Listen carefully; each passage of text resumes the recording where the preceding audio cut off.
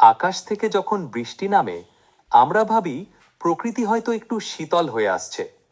কিন্তু যদি সেই বৃষ্টির রং হয় কালো, যদি সেই ফোঁটাগুলো চামড়া পোড়ায়, চোখ জ্বালায় আর ফুসফুস ধ্বংস করে দেয়, এটা কোনো সায়েন্স ফিকশনের গল্প না। এটা ঘটেছে ইরানের রাজধানী তেহরানে মার্চ ২০২৬ সালের শুরুতে, যখন ইসরায়েল আর আমেরিকার ক্ষেপণাস্ত্র আঘাত করেছিল তেহরানের তেলের ডিপো আর রিফাইনারিতে। তারপর যা নামলো আকাশ থেকে তা ছিল ইতিহাসের অন্যতম ভয়াবহ পরিবেশ বিপর্যয়।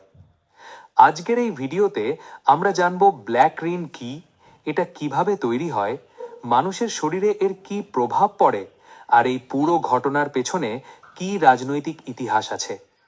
তাহলে চলুন শুরু করা যাক। ২০২৬ সালের ২৮শে ফেব্রুয়ারি মধ্যরাতের পর ইসরায়েল এবং যুক্তরাষ্ট্র একসাথে ইরানে ক্ষেপণাস্ত্র হামলা শুরু করে। এই হামলাটা হঠাৎ করে আসেনি, এর পেছনে আছে বছরের পর বছরের রাজনৈতিক টানাপোড়েন। ২০২৩ সালে গাজায় যুদ্ধ শুরুর পর থেকে ইরান এবং ইসরায়েলের মধ্যে উত্তেজনা ক্রমশ বাড়তে থাকে। ইরান সমর্থিত হামাস, হেজবোল্লাহ সহ বিভিন্ন গোষ্ঠী ইসরায়েলের বিরুদ্ধে লড়ছিল। ইসরায়েল সেই গোষ্ঠীগুলোকে দুর্বল করতে একের পর এক আঘাত করতে থাকে। ২০২৪ সালে ইরান এবং ইসরায়েল সরাসরি একে অপরের উপর ক্ষেপণাস্ত্র নিক্ষেপ করে। পরিস্থিতি আরও জটিল হয়। ২০২৫ সালের জুন মাসে আমেরিকা এবং ইসরায়েল মিলে ইরানের পারমাণবিক স্থাপনায় হামলা চালায়।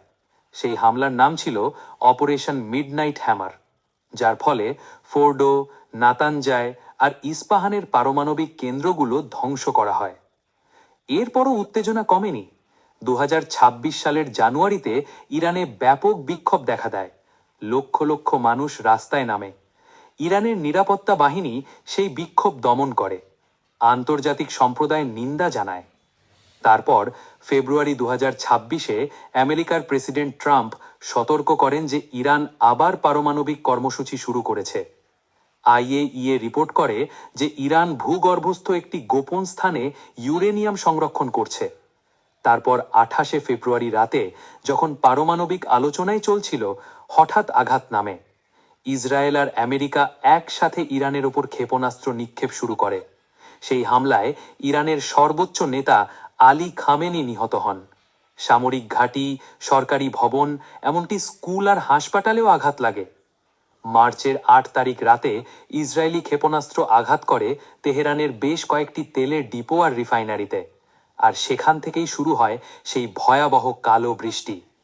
মার্চ ৮-৯ তারিখের রাত তেহরান শহরের বাসিন্দারা ঘুমিয়ে পড়েছিল। হঠাৎ বিস্ফোরণের শব্দ, আকাশ লাল হয়ে ওঠে। তারপর ধীরে ধীরে সেই লাল আলো ঢেকে যায় ঘন কালো ধোঁয়ায়।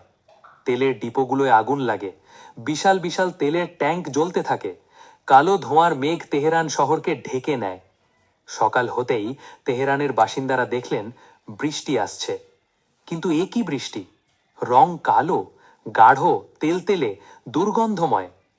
একজন ৪৯ বছর বয়সী অধ্যাপক তেহরানের উত্তরের একটি শহরে ছিলেন। ভোরবেলা গাড়ির কাছে গিয়ে চিনতে পারলেন না, তার সাদা গাড়িটা পুরোপুরি কালো হয়ে গেছে।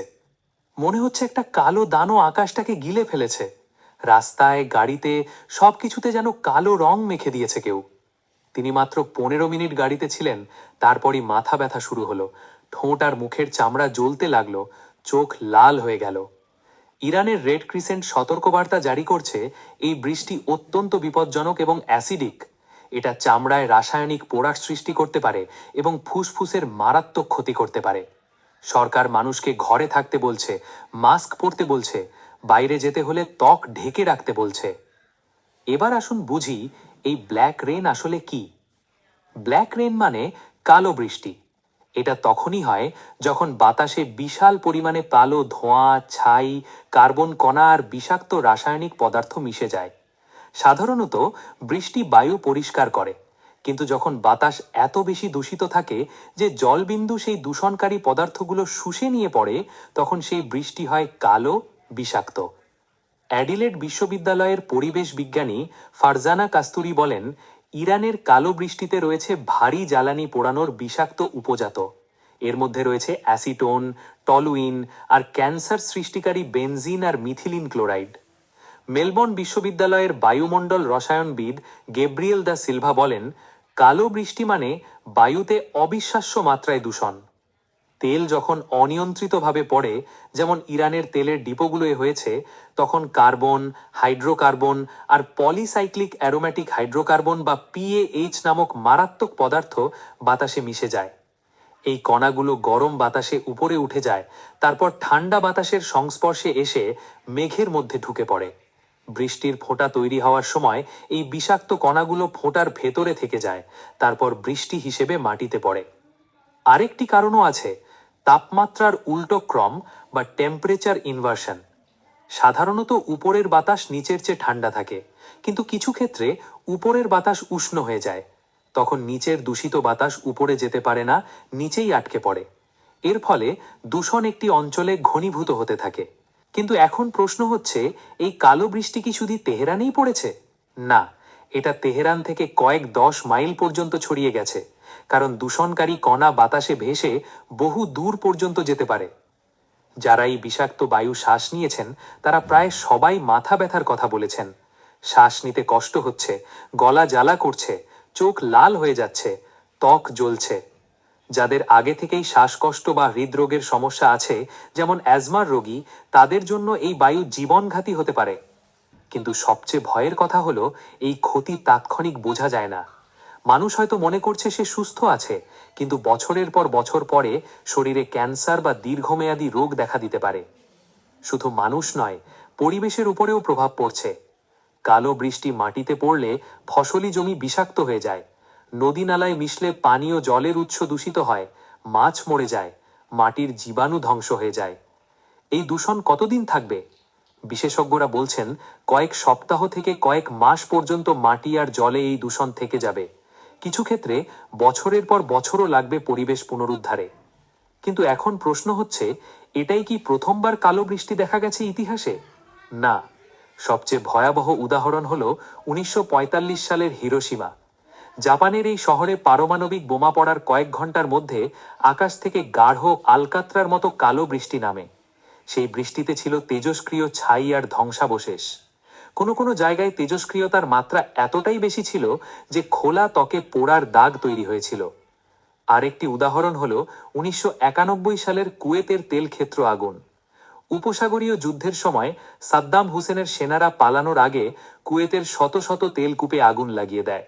সেই আগুন থেকে কালো ধোঁয়া সারা অঞ্চলে ছড়িয়ে পড়েছিল। কালো বৃষ্টি পড়েছিল হাজার মাইল দূরেও। তবে ইরানের এই কালো বৃষ্টি হিরোশিমার মতো তেজস্ক্রিয় না হলেও এতে থাকা রাসায়নিক পদার্থগুলো কম বিপজ্জনক নয়। এটা অ্যাসিড রেনের চেয়েও খারাপ, কারণ এতে অ্যাসিডের পাশাপাশি আরও শত শত বিষাক্ত যৌগ আছে। এই ঘটনা আমাদের একটা বড় প্রশ্নের সামনে দাঁড় করায়, যে যুদ্ধের পরিবেশগত মূল্য কতটা ভয়াবহ। বিশেষজ্ঞরা বলছেন, যুদ্ধের পরিবেশগত ক্ষতি প্রায় হামলার এলাকার বাইরে পর্যন্ত ছড়িয়ে পড়ে। ধোঁয়া শত শত কিলোমিটার পর্যন্ত যেতে পারে। দূষণকারী পদার্থ মাটি, পানি আর খাদ্যশস্যে মিশে যায়। ইরানের তেলের মজুদ আর উৎপাদন কেন্দ্রে হামলা শুধু তেলের আগুন লাগায়নি, এটা বায়ুতে million ton carbon die oxide আর মিথেন ছেড়েছে। এই গ্রিনহাউস গ্যাস জলবায়ু পরিবর্তনকে আরও ত্বরান্বিত করে। ব্যালিস্টিক ক্ষেপণাস্ত্রের জ্বালানি পড়লে স্ট্র্যাটোস্ফিয়ারে মানে ওজোন স্তরে ক্ষতিকারক নাইট্রোজেন আর ক্লোরিন যৌগ ছড়িয়ে পড়ে। আর এই যুদ্ধের আগেই ইরান ছিল পরিবেশ সংকটে। জলের সংকট, মাটির ক্ষয়, মরুভূমিতে পরিণত হওয়ার ধুমকি, এসব ইরানের বড় সমস্যা আগে থেকেই ছিল। কিন্তু বর্তমানে এই যুদ্ধ সেই সব সমস্যাকে আরো কয়েক গুণ বাড়িয়ে দিয়েছে।